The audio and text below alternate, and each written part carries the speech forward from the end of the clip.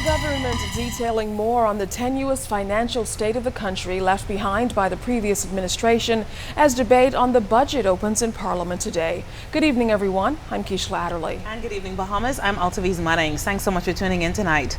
More details on the state of the economy and the emergency action taken to address the country's immediate funding challenges. As debate on the budget got started this morning, Minister of Finance, Deputy Prime Minister, the Honorable Peter Turnquest, outlined the government's economic and job growth strategy, as well as plans for public sector reform. He also gave a clear picture of the fiscal environment the Minister administration met in place.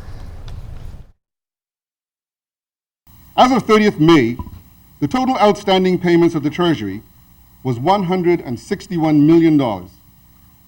This represents payments approved but awaiting funding.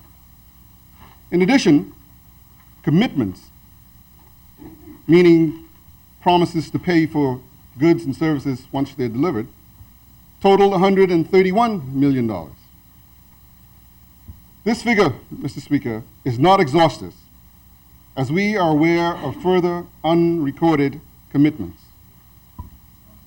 While the government is not insolvent, it is clear that it has a liquidity challenge, and as a result, employees and vendors have had to wait an inordinate time for payments. And I want to apologize to many of our civil servants who have had to suffer the challenge of their deductions not being paid over to banks and other agencies, their salary deductions not being paid over on a timely manner, which has caused them some discomfort.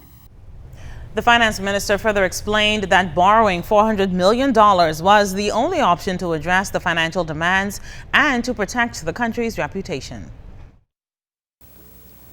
As the new incoming government, it is thus left to us once again to clean up the mess that was left by the previous administration. To which end, we have had to obtain parliamentary approval for an emergency borrowing resolution in the amount of $400 million that will allow us to clear up the backlog of payments owing and those unfunded commitments.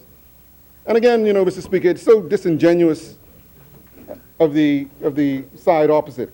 Because I saw some statements in the newspapers talking about $722 million and how this government just came into office and they're borrowing $722 million.